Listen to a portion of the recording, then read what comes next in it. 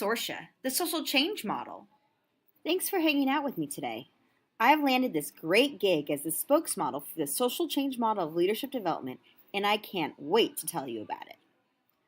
The story starts back in 1993 at UCLA.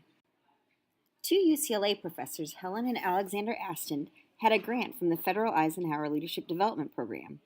They gathered 10 leadership specialists and student affairs professionals from across the country to create a model of leadership development for undergraduate college students.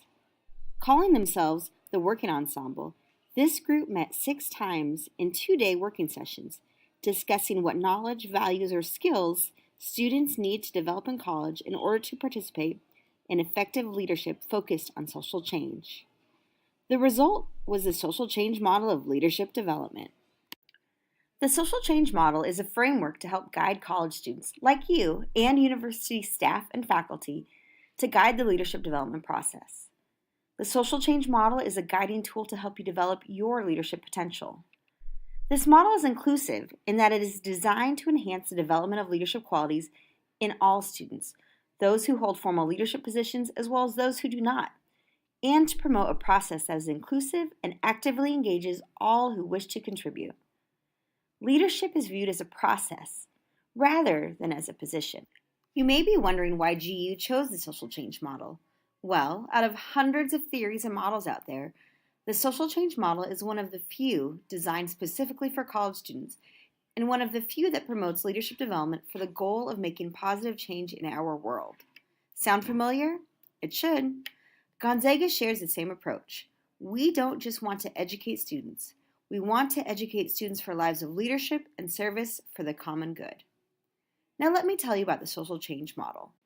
Some basic premises underlying the model are that values demand a conscious focus, that leadership ought to bring about desirable social change, that leadership is a process, not a position, that all students are potential leaders, and that service is a powerful vehicle for developing leaders. The SCM has a 2-3-7 approach. The model has 2 primary goals. It looks at leadership through 3 lenses and talks about 7 important values for leadership development that make social change. The social change model has 2 goals. Number 1, self-knowledge, to help students understand their own talents, values, interests, especially as these relate to the student's capacity to provide effective leadership. The second goal is leadership competence, the capacity to mobilize oneself and others to serve and to work collaboratively. This model is designed to help guide us in developing leadership skills for ourselves, optimally working within a group, and then impacting our community. The social change model emphasizes both the interpersonal and personal dimensions of leadership. It talks about developing skills in 3 areas because they are all connected. We have to first learn about our own individual values and be aware of who we are in order to be successful in a group. And then our group has to function well and be successful in order to make change in society. Like the diagram shows, we want you to learn leadership skills for 3 elements. First, for yourself. Second, skills to work in a group. And then how to use our leadership to promote positive social change. Within these 3 areas, the social change model wants us to focus on 7 values. We call them the 7 C's because all 7 values begin with the letter C. The model proposes that if we become strong in these 7 values, we can be more successful in our leadership development. The 7 C's are consciousness of self, congruence, commitment, collaboration, common purpose, controversy with civility, and citizenship. Let's start with me. Or you? Well, really, the individual leadership.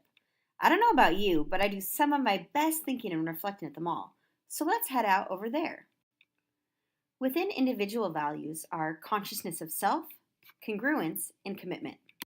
Consciousness of self means being aware of the beliefs, values, attitudes, and emotions that motivate one to take action. Do you know what motivates you? Congruence refers to thinking, feeling, and behaving with consistency, genuineness, authenticity, and honesty toward others. Are your actions consistent with your most deeply held beliefs and convictions? Commitment is the psychic energy that motivates you to serve and that drives the collective effort. Commitment implies passion, intensity, and duration. Without commitment, knowledge of self is of little value. What are you willing to commit to? Let's move on to group values. The first group value is collaboration. And of course, I love to think about collaboration at the park. Collaboration means to work with others in a common effort. It constitutes the cornerstone value of the group leadership effort because it empowers self and others through trust. Collaboration empowers each individual best when there's a clear-cut division of labor. Do you know your role? Do others know theirs? Next up is common purpose. It means to work with shared aims and values. It facilitates the group's ability to engage in collective analysis of the issues at hand and the task to be undertaken. Next up is controversy with civility. And there are two fundamental realities of this. Number one, that differences in viewpoint are inevitable.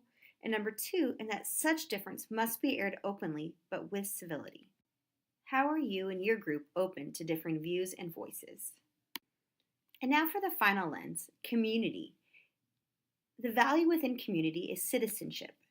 Citizenship is a process whereby the individual and the group become responsibly connected to the community and the society through the activity.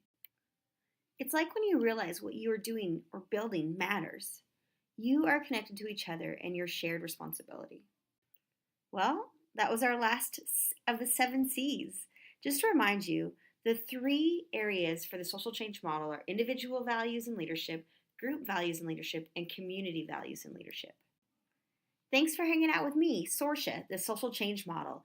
I'm sure that you will go on to do great things now, in the future, and forever.